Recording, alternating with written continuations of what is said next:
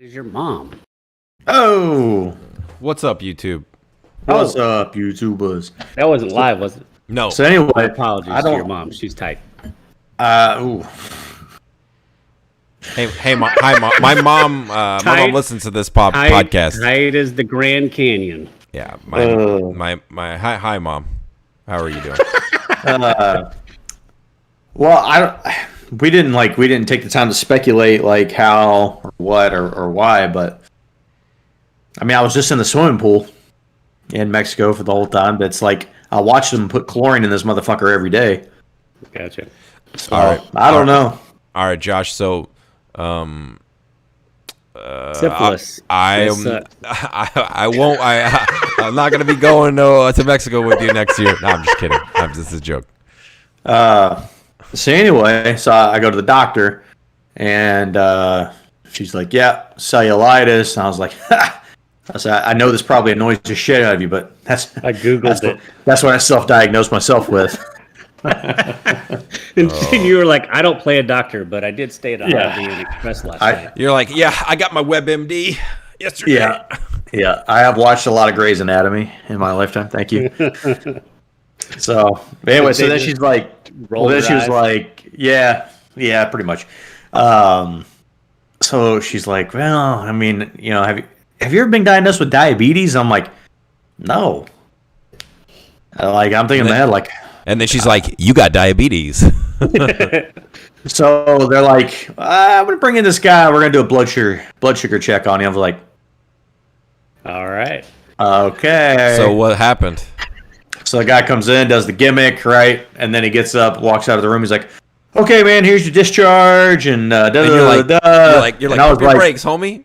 I was like, "Well, so I don't have diabetes." So I was like, I barely ate yesterday, and I haven't eaten breakfast yet today, so could be thrown off. He's like, "No, you're good." I was like, "My man." All right. You're like, can you fucking be professional and like tell me Yeah. what the fuck it is? But she's like, the doctor says, "Listen, this is probably going to get worse before it gets better. They give me like a big old shot in my ass today. It's brutality. Penicillin? The little penis selling." All right. And then prescribe me some antibiotics. She's like, "But look, like I wouldn't worry about it unless it travels all the way up past your knee." Oh, so like if it's a little bit below your knee, then you're fine. If it gets to your thigh, you should probably go to the emergency room to get some IV medication. Wait, if it's swinging past your knee, it's good. But if it goes up past your knee, then it's not. If it gets up to where I'm swinging, it's probably bad. Okay, that's up to your hips, so don't worry about that. Yeah, that's above. That's up. Yeah. That's more up around my belly button. How'd you get the beans above the Franks? Dude, that was on. That was on in Mexico? on TV in Cabo. Yeah. So let me tell you guys a little story about this real quick. So, Dave, Yeah, are you familiar with adult channels? I know they exist. Yes. So, have you ever been on vacation or anywhere in a hotel room or anything like that that has like an adult channel option? Yes. Have you ever clicked on it? Negative. Well, we know that's a lie, but for the sake of the podcast, we'll just keep going. For the sake of your life, I'll let you make it. So, usually what happens is you click on these channels, right? And Get the squigglies. they're giving previews. They're like, "Hey, pay $3.99 to watch this dude plow this chick or whatever it is," right? So I click on it, right? Because I'm like, "Oh, I'll just make a funny joke about, hey, maybe we should order this," right? No, it totally Dude, starts playing this shit. Dude, I click on it, and it's instantly this dude railing this chick. I mean, just pile driving her. And I was like, "Oh shit!" I was like, I make sure I'm looking at the controller, make sure there wasn't a buy button or anything. And I was like, and so I didn't even get to make the joke because Amanda walks in. She's like, "What the fuck is this?" Oh shit! And there's no way you can explain to her like, I wasn't trying to watch this. I was like, "Can you believe this? Free porn." This is well worth our cost. When they said all inclusive, I did not know. So it became a running joke where if we couldn't find anything on TV, I was just like, well, go over, I click on it. Oh God. So one of the ones we caught one of the videos right at the beginning, and it was this girl and this guy, and the girl was like, I've been working on my soccer game. And so they're playing soccer in the house. This is content, everybody. This is content. Yeah. They're playing soccer in the house, and she's terrible by this guy's standards, I guess. I don't know anything about soccer. So anyway, she's like, well, maybe you can help me stretch. Yeah. And so she starts doing sit-ups on this giant workout ball. Okay. She does about 2 sit-ups, and then the dude is like grabbing her titties, and then she's grabbing his dick, and then You got a magic in the making. Oh, yeah, I guess like it happens, in real life. In real life, yeah. Yeah. All the time. The wife is like, I can't do the dishes. I don't know how. And then, she bends down to do the dishes, and the next thing you know, you're doing the dishes. You know what I mean? Yeah. That's not how it happens in real life. No. Not even a little bit. It doesn't happen for you guys like that? It happens for me like that every day. Don't lie to yourself, Jason. Okay. But you know what, honestly, could have helped the movie that we're going to review today? If we had a choice, like a choice to watch it. Or a choice to help her stretch. I don't know. Anything. I don't know if that has anything to do with Sophie, but I don't know. That girl's name wasn't Sophie either, by the way. I don't know what her name was, but it wasn't Meryl Streep. All right, what a segue. So we go from porn to Meryl Streep. So, yeah, guys, we're talking about Sophie's Choice, and I just want to give YouTube an exclusive peek into my feelings on this movie before we get professional, before we just turn it on. Dave, this let me set the table. This critically acclaimed. Acclaimed? You're still on the porn story. Award-winning movie. Is this movie is fucking not good at all. It's terrible. It's a complete waste of time. So there you go. What you're saying is you would recommend it to your family and friends. Only if I hate them. So there's a few people that I would recommend watch this. Enemies?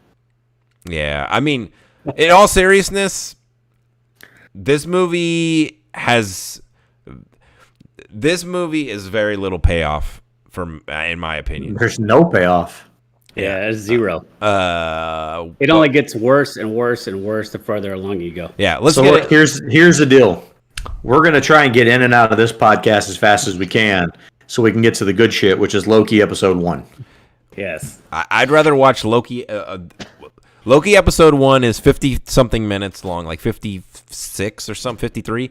And Sophie's Choice is like 2 hours and 15 minutes 20 or something. minutes. It's 2:30. I'd rather watch Loki 3 times in a row than rewatch Sophie's Choice. I think I would. Yeah, I think I could watch Loki's first episode like 10 times in a row. I had to rewatch Loki this morning because I was dying yesterday. I was literally dying on the couch. I took a NyQuil, and so I was like zonking in and out. How was it on the rewatch? Was it just as good? Did you notice anything different? I noticed the back half of the episode because I kind of missed it the first time. You didn't have your eyelids blocking it? No, I did watch another YouTube video just picking up on like 10 things that you may have missed. Okay. I did not check that, so hopefully you have some of that info. Yeah, I got a little bit. Let's get into this terrible movie. And we'll be a little more professional about talking about how bad it is. All right, let's do it. Here we go.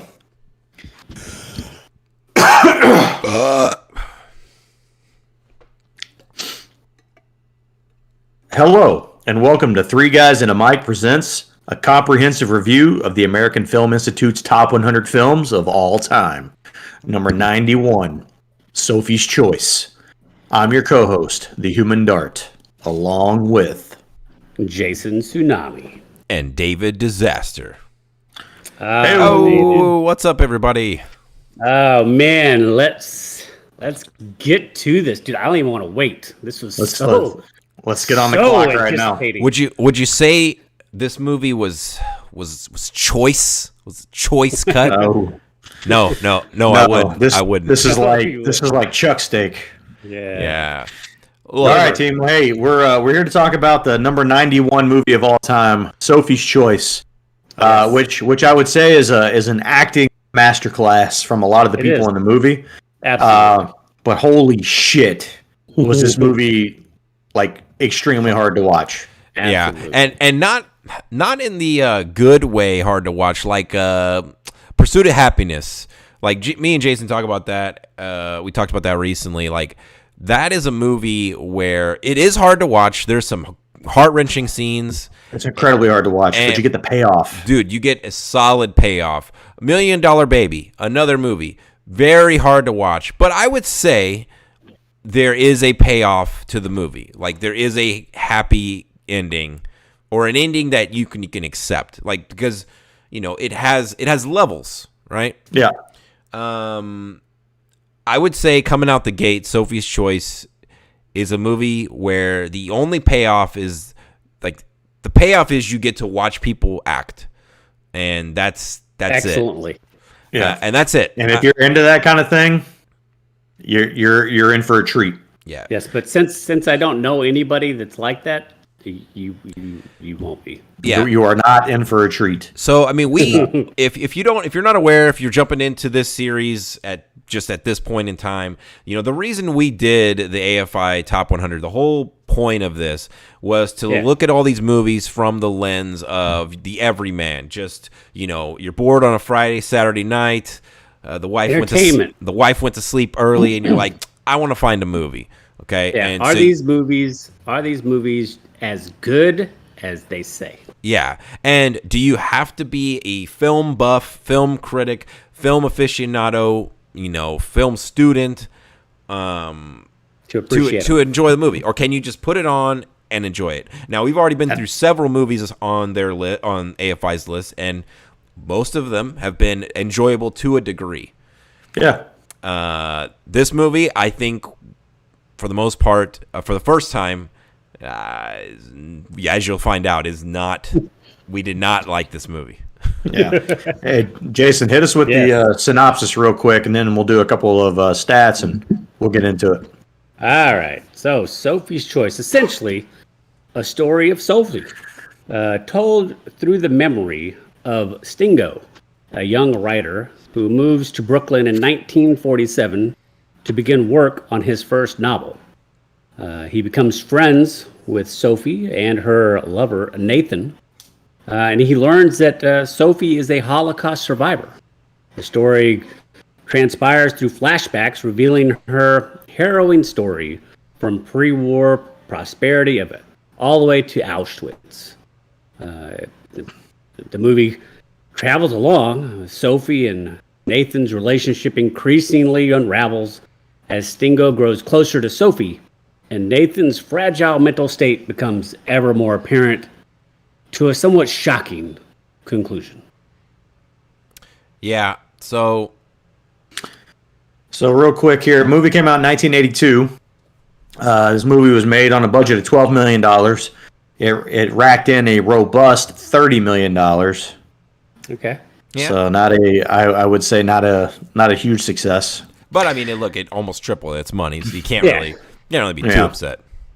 Especially when you're not talking about a movie that everybody's like, oh man, look at this preview. We should go watch this, guys. Yeah.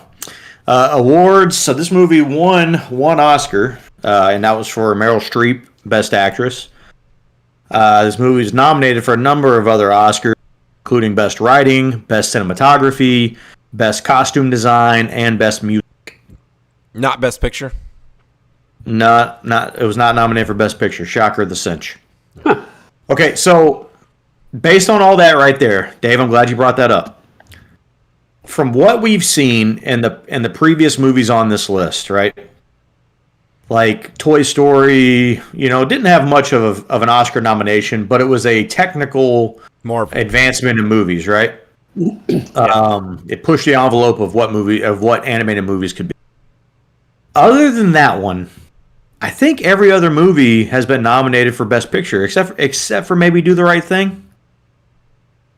Maybe Do the Right Thing wasn't nominated for Best Picture. I can't remember. But other than that, every other movie has been nominated for Best Picture, or they have grossed a shitload of money, or they've won a bunch of Oscars. This was basically Meryl Streep, and that's it. Like this, this movie doesn't fit the list so far from what we've seen. Correct. Like it doesn't check the boxes. Like the only thing you could say in this today's point, right, and what we brought up early on is the acting.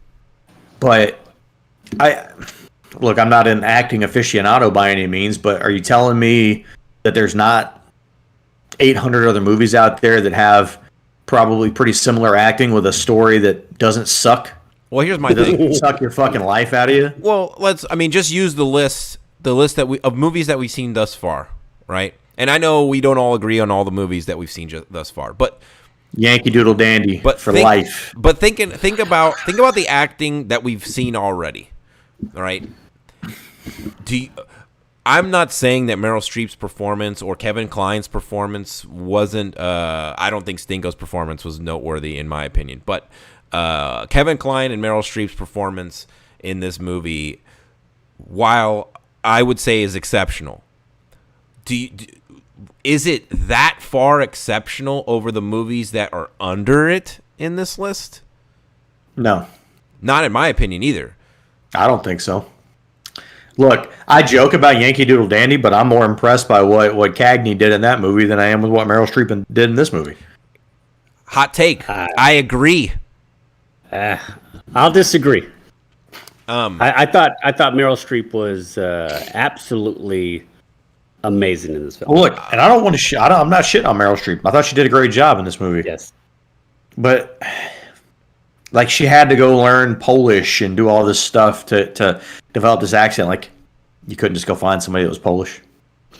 From what little digging I did, the screenplay was written with somebody in mind that apparently already had the accent.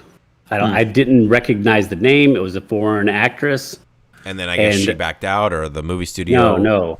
From what I understand, Meryl Streep got a bootleg copy of this script, went and chased this dude down, and begged him on her knees for this role, and ultimately ended up getting it.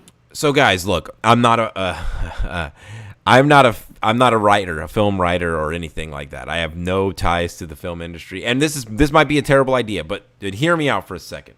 Here's what I think would have saved this movie. I got to thinking about this earlier today. Keep in mind, I'm only referring to the movie as a movie. I'm not referring to the performances in the movie because they were strong. But as far as saving this as a movie, imagine the movie starts and Meryl Streep has already made her choice and is in the concentration camps. We don't know as an audience why she's in there, but we can tell the movie alludes to something very bad happened to her. Obviously, she's in the camps, and the movie follows her through the concentration camps, follows her through being a secretary and doing all that, and then we get little snippets, little droplets of some terrible decision she had to make, right? And then we find out she has a son. We find that whole storyline, and it follows her that. We don't hear anything about her daughter. She never talks about her daughter or anything like that. And then later on in the movie, when she finally escapes and all that, that's when we get the flashback of her choice and all that. And you just completely cut out the Nathan Stingo stupid storyline that to me is meaningless to the movie. And then you're just left with basically you make the movie, or you center the movie around the strongest character. I'm down with that. I mean, I thought that was the best parts of the movie was, the parts where she's in the camp. Yes, I agree. And I just started thinking about that, and I'm like, if they would have just focused on that, we would have had a much better spot. I agree. You want to give our initial thoughts on this movie? And I think we've already given our. I've literally just thoughts. spit up everywhere after you said that, Jason. So team, hopefully you've been this. We've developed our own proprietary rating system known as the Shitometer. Yep. And the lowest score wins here. You want to be somewhere between a 1 and a 10. And the higher the number goes, the worse the movie is. I'll go first. Okay. I did not like this movie. There is no redeeming quality of this movie. I will never, ever, ever in my life, even if somebody says I want to watch this movie with you, I won't do it.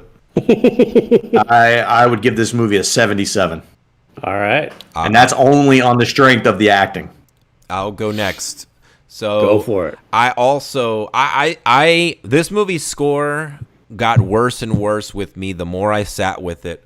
My initial rating right after I finished the movie was a 48, and that was solely because I was like, okay, well, the acting is so good that I have no choice but to recommend it. But then I started thinking to myself, I have to stay true to myself. Like, I did not like this movie. I agree with Josh's sentiment. I will never rewatch this movie. I don't care if somebody else wants to watch it. I'm not rewatching this movie. I don't like it.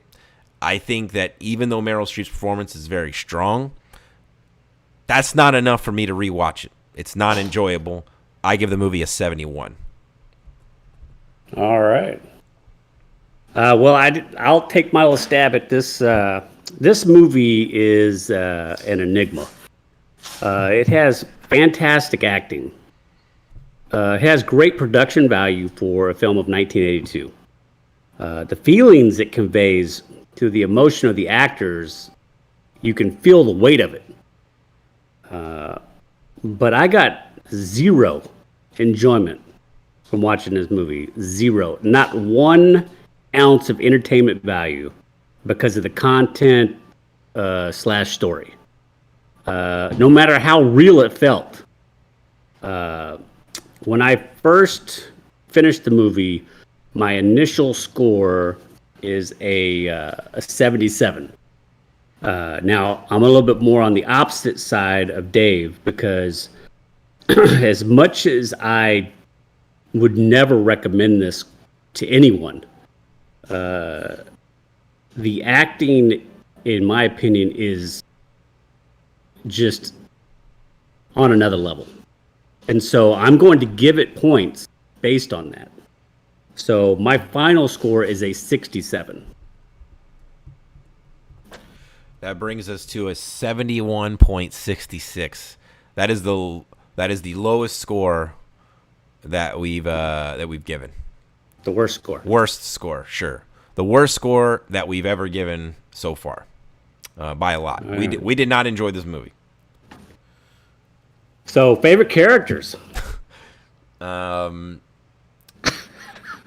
go first. I'm gonna say. I mean, you really only had 3 options. Yeah, really. I mean, look, it's Sophie. I'll go with the low hanging fruit answer. I feel like the movie should have been centered around her.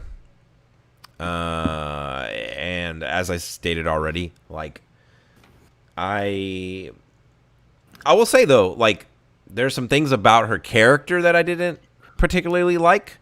Some character decisions, especially at the end of the movie, like when she just kind of leaves. But as far as acting and stuff, I mean, you can't beat that. Yeah, I just realized I had my mic muted. Why did we skip favorite scenes? Oh, I think that was accidental on Jason's part. Dirtbags. All right, favorite character though. Look, there's only one choice here. It's got to be Nathan. That's fine. I mean, he's an absolute shithole, but sure. Look, it's going to be great because all 3 of us have only 3 options, and we all came up with 3 different answers. So go ahead, Josh. There's no way you chose Stingo. What the fuck is wrong with you? You chose Stingo? Stingo. Oh, listen, Nathan is by far, he is the only entertainment value in this movie. The only entertainment. Shout out Kevin Kline. He should have won an award for it. Dude, Kevin Kline was crushing souls in this movie. How did he not get nominated? Don't ask me, bro. Because it was his first major role. So, I mean, No, that's what I'm saying. I mean, nominated for an Oscar for Primal Fear in his first role. He should have gotten a nomination. I agree. Look, he's super entertaining. Obviously, as you find out through the movie, you find out that he's mentally unwell, which is causing his mood swings. Where initially, in my notes, I thought I put drunk Nathan as the best, and then I put Coke ? And then come to find out he's mentally unstable. And a coke. And a janitor. Yeah. But I don't know. He's the only one in the movie that, like, every time he was on the screen, I was in with Nathan. Hey Josh, real quick, was curious. How many in preparation for this, how many times did you watch this film? Like in typical Josh Brewer fashion. One. Oh, okay. Okay. All right. Okay. Yeah. I try to watch every one of these movies twice. Sometimes 3 times. I couldn't do it. So, there was really 3 choices for favorite character. And you picked the wrong one. I went with Stinko. It's Stinko. By default, really. Nathan is a legit psycho, schizophrenic, abusive, manipulator, drug user. And Sophie is a damaged soul who has survived shit people wouldn't want to nightmare about. So I just went with Stinko. All right. All right. Well, that's least favorite character. I went with Stingo. So I also went with Stingo. Yeah, because he sucks. I went with Nathan. Almost a waste of a character. His whole existence is a lie in this movie. Okay. So he's still entertaining. No. I mean, yes, I'll agree. He's entertaining, but he was my least favorite character. Look, Stingo, like, everything I have aged poorly is all Stingo stuff. Okay, so let's backtrack now. Favorite scene. Yeah. I have 4 or 5. 4 or 5 favorite scenes. For me, I enjoyed just the introduction of Kevin Kline, where you see him yelling at Sophie on the stairs, yelling at her to go back to Krakow. I need you like I need death. Yeah, I don't know why. That just made me laugh. That just popped me. Jason, you were texting about this one earlier, the scene with Leslie where she dokes Stingo about wanting to fuck. Oh, bro. I was like, man, Stingo's about to get lucky here. Okay, bro. No. She's like, you know what? I just love to fuck. Yeah. And he's like, oh, well, so do I. And then she doesn't. No. And then she's like, no, I was just joking. Yeah, she's like, yeah, it took me this long just to be able to say that 4-letter word. Oh my god! I don't know when it's going to be until I'm. I don't even know. Honestly, I don't even know the point of that whole fucking part. There wasn't. There was not. Yeah.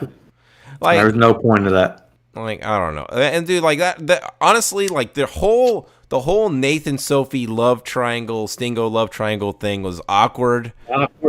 Like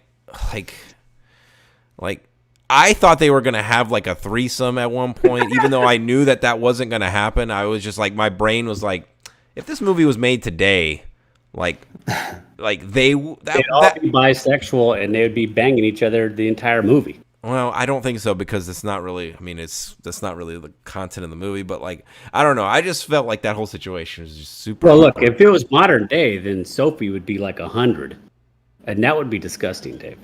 Yeah. Yeah. Anyway. Did you guys have any favorite scenes? I did. My favorite scene was when Sophie and the captain or general or whatever, when she was in there with him and he was like nearly dying, like having a fucking episode or whatever, seizure. And she was trying to make the sex with him?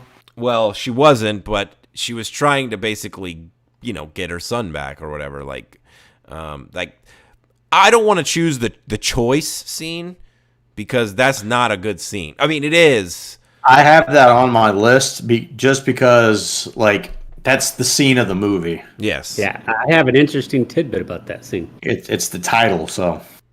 But yeah, that whole scene with her trying to basically plead her heart out to this general, and and then he basically tells her like, "Look, I want to fuck you." but I don't have time to fuck you right now, so I'm gonna send you back to the camp. And and then she gives him the sob story, and he's like, you know what? I'm gonna help you out. And then And he doesn't. he just doesn't. And then you got to get the whole scene with her talking to his daughter because she tried to steal the radio. Yep. Again, didn't make any sense. Like, I I'm know. gonna turn you in. You stink. And she faints, and then she goes over. Oh, hey, how you doing? Here, you want to see Yeah. my scrapbook? What? Yeah, it's just Before you give us that little tidbit on the choice scene, the other scene I have is the bridge scene where he's read Stingo's book or the part of Stingo's book already, and they're celebrating how good it is. yeah, and he like has that whole cheer and like they get That's it. Yeah. That's like the last time that you actually like Nathan as a character, and then things spiral pretty quickly Yeah. for him. I'll say this: the brevity of the acting in this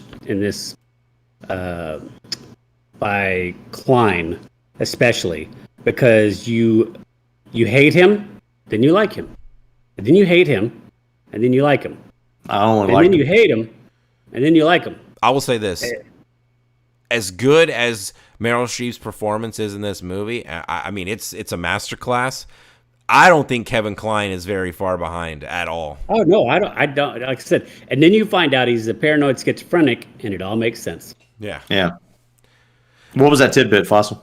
Oh, so the tidbit, the choice. So for those of you that don't know the choice scene and what Sophie's Choice, basically the whole movie is based on is Spoilers incoming. Yeah. Yeah. So there's a scene that shows her arriving to one of the concentration camps. I believe, she's actually. And at this point, you're realizing she has a son and a daughter. Yep. And she gets off the train and she's talking to one of the officers there, and she's trying to plead her case that she's not a Jew. She's Polish. Yeah, her father was one of the leading people in anti-Semitic writings and things like that. So she's trying to plead her case. Look, I'm sure she doesn't really believe all that stuff, but No, I mean you have to do. you got to do what you got to do, right? Yep. And so the officer, He also says- wants the banger. the officer says, "Hey, that's great. Well, since you're not a Jew and you're into all this, we'll let you keep one of your kids. So you got to choose which one's going to die right now." Yeah. And she's And- like, and at first she's like, wait, what? Like, as you might expect someone to act. And then he's like, look, I'm not fucking around. Like, make a choice. Make now. a choice or I'm killing both of them. And then she's begging, and he's like, "Fine, just take them both." And then she serves up her daughter very quickly. Yeah. And the the daughter is screaming screaming. out Like, dude, that screaming. is one of the best child perform. I straight up think that they did not tell that little girl what was happening. That she wasn't going to die. Like She they really prob- thought she was going to her death. yeah, because I don't that know, kid man, is but crying. that when the scene is played out and that kid is being held by Streep, like the kid is in fear. Like, I don't know what they told that kid, but There's no she way they was told that kid. genuinely mortified. There's no way that kid was just straight up acting. Otherwise that kid would be famous doing something. Yeah. That's a brutal scene. Yeah, so tidbit. That scene is the one and only take of that scene. That is it. It was done one shot, first take. Meryl Streep said that was it. She wasn't doing it again. Said it was Wow. too much, too powerful, too exhausting mentally. And the director's like, okay. I mean, look, they got it. Yeah. Uh, And just when you think, okay, that's the worst part of the movie. That's the worst part of the movie. Now we're gonna get redemption. No, the movie ends with a double suicide. Yeah. As a cherry on top. Fucking Nathan and goddamn Sophie die. They die holding each other, right? So I guess that's good. But Yeah. Cyanide pills. yeah, it's pretty much like the worst movie Like Ever. It's not. It's not a good movie. It's just not. Like, I mean, look, it's on the list, so I guess it is a good movie. But like,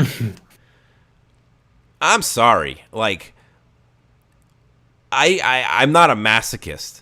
Like, I feel like I want to talk to somebody who enjoyed the movie, and I want to hear them tell me they enjoyed it without saying Meryl Streep's acting was good.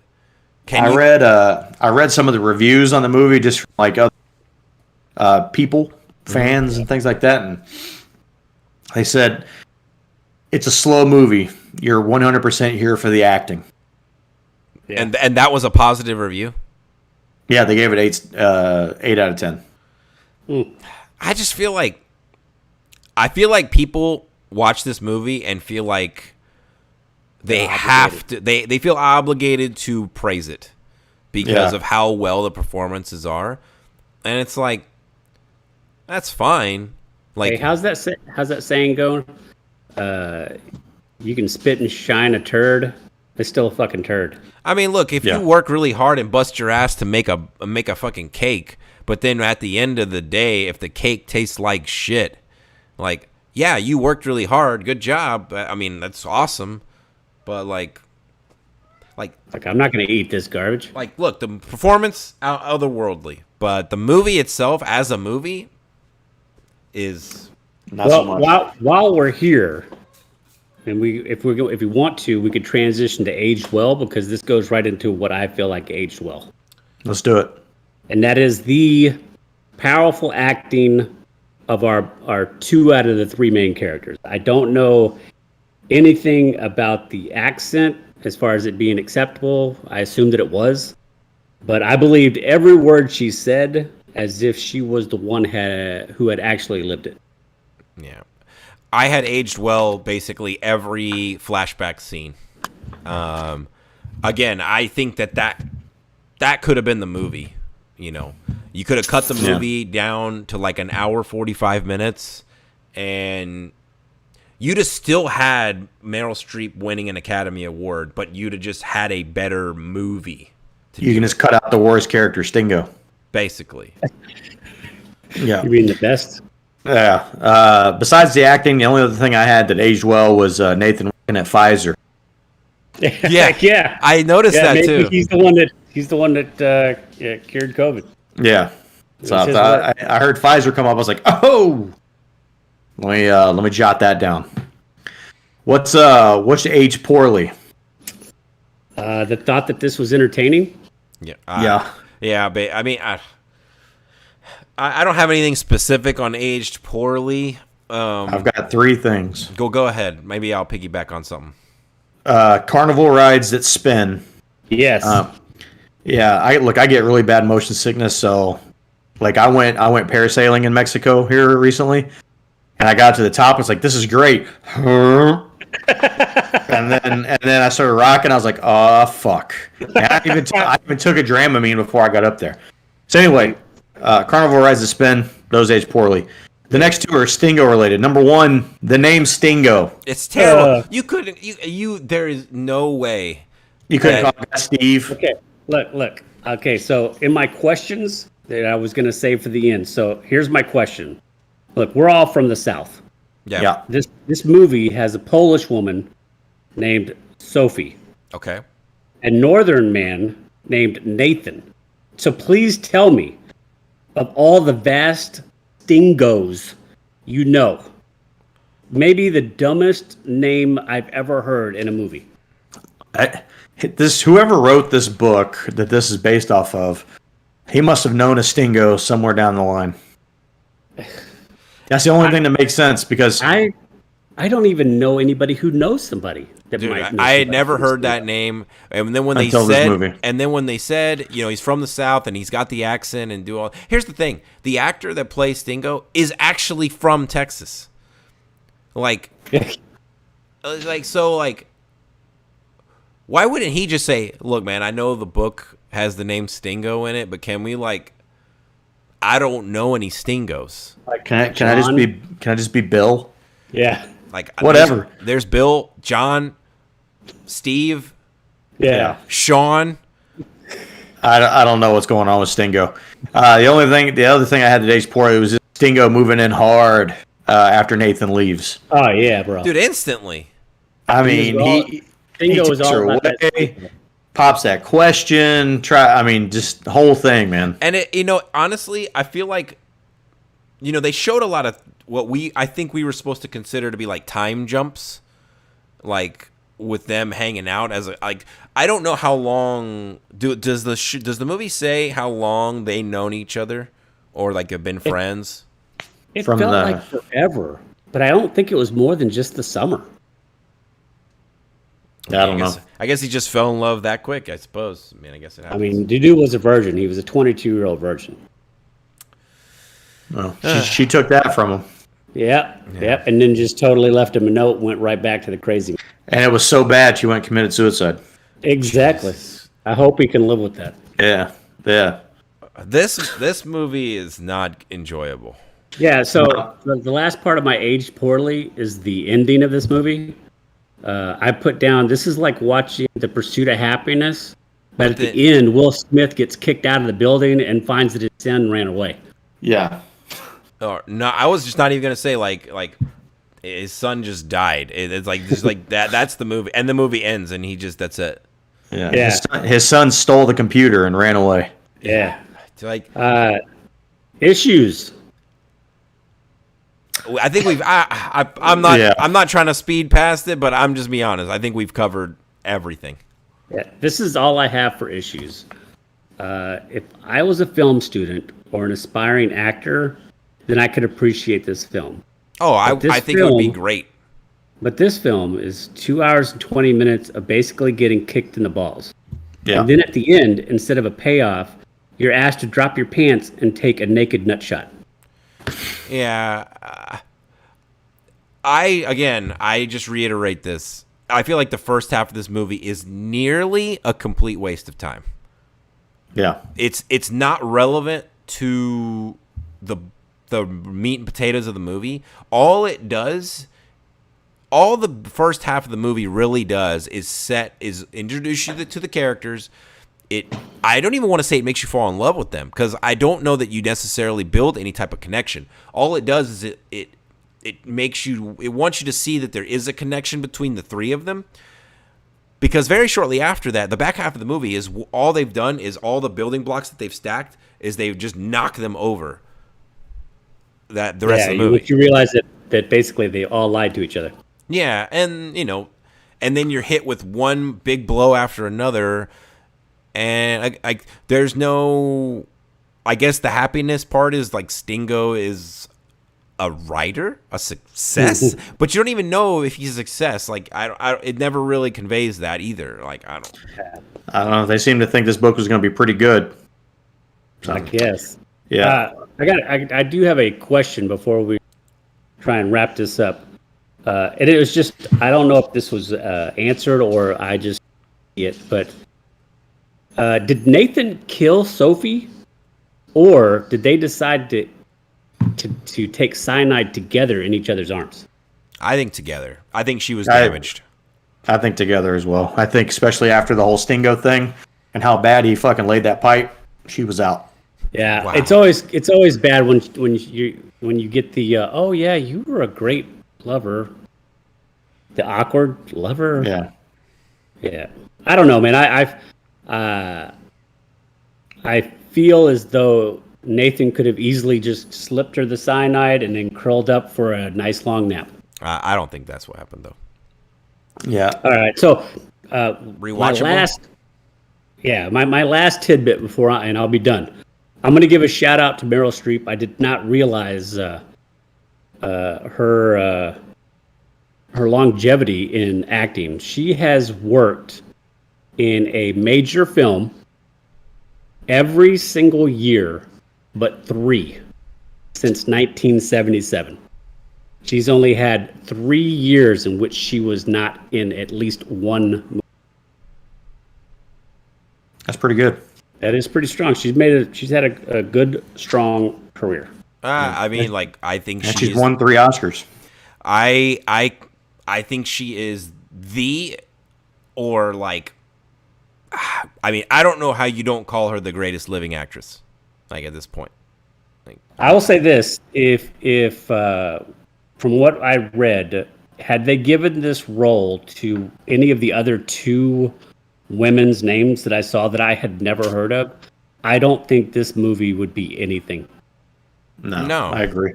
No, this movie is literally a film study. It's not. And that's it. Like, people don't watch this movie because it's enjoyable. I do not believe that. All right, last two things here. Roy Batty Award for overacting. Stingo. Stingo, the best actor in this movie. No. Rewatchable? Not a chance. Is this movie rewatchable? Fuck no. No. I would not ask my worst enemy to watch this movie.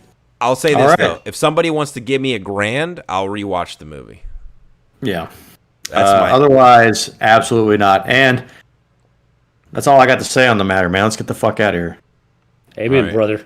All right, guys. And be on the lookout. Upcoming, we're going to do the next round of the shitties coming up here in a couple of weeks. Yep. Take it easy, everybody.